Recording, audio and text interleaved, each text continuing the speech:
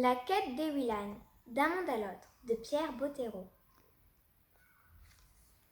Camille était âgée exactement de 4900 jours, soit un peu plus de 13 ans, la première fois qu'elle effectua le pas sur le côté. Elle en était certaine, puisque c'est au moment où elle entreprenait des calculs savants pour connaître son âge avec précision qu'elle descendit du trottoir sans s'en rendre compte et se retrouva au milieu de la chaussée, face à un énorme camion. Elle fut tirée de ses rêveries mathématiques par le mugissement du klaxon. Le poids lourd fonçait droit sur elle, tout frein bloqué.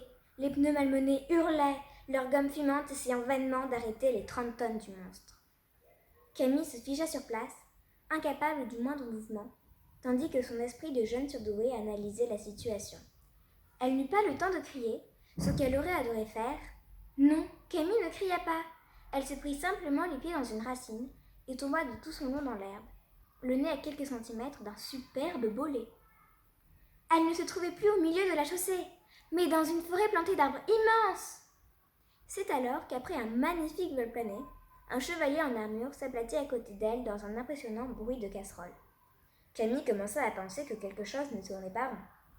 Elle s'assit, tandis qu'à côté d'elle, le chevalier se redressait avec difficulté, compte tenu du poids de son armure et du choc qu'il venait d'encaisser. 1000 milliards de morpions fumants, jura-t-il d'une voix de stentor. Il se tourna alors vers Camille, sans paraître surpris de sa présence.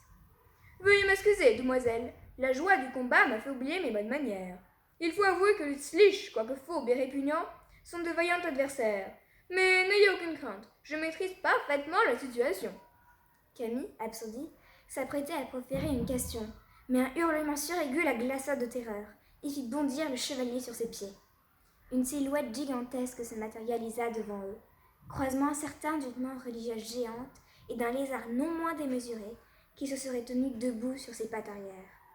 Un des avant-bras de l'être hybride, prolongé au-delà de sa main par une lame osseuse à l'aspect redoutable, s'abattit en un meurtrier arc de cercle.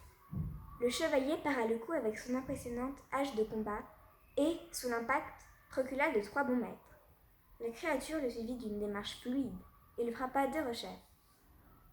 Le premier coup de la créature le désarma, tandis que le second le fit décoller, le précipitant au milieu d'un roncier, à plusieurs mètres de là. Camille grimaça en entendant le fracas de sa chute. Sa grimace s'accentua lorsqu'elle avisa une flaque de sang vert, à peu de distance de ses pieds. Le liquide gluant la fascina quelques secondes, le temps qu'elle remarque, juste à côté, une pierre bleue au bout d'une chaîne d'argent. La hache du chevalier avait arraché le bijou au cou de son porteur. D'un geste complètement réfléchi, Camille tendit le bras et s'en empara. Puis elle leva la tête. Le monstre, qui s'était désintéressé du combat, d'ailleurs compromis faute d'adversaire, la regardait. Camille sentit son sang se figer dans ses veines. La créature était haute de plus de 2 mètres. Ses yeux immenses aux pupilles verticales brillaient d'un éclat sauvage et maléfique, tandis que de sa gueule aux croix serrées sortait un sifflement inhumain que Camille comprit pourtant clairement. « Te voici donc, Ewillan. Nous t'avons longtemps cherché, mes frères et moi, afin d'achever ce qui avait été commencé, mais tu étais introuvable. Et aujourd'hui, le hasard nous offre ta mort. » Le monstre bondit en avant avec une effroyable rapidité et,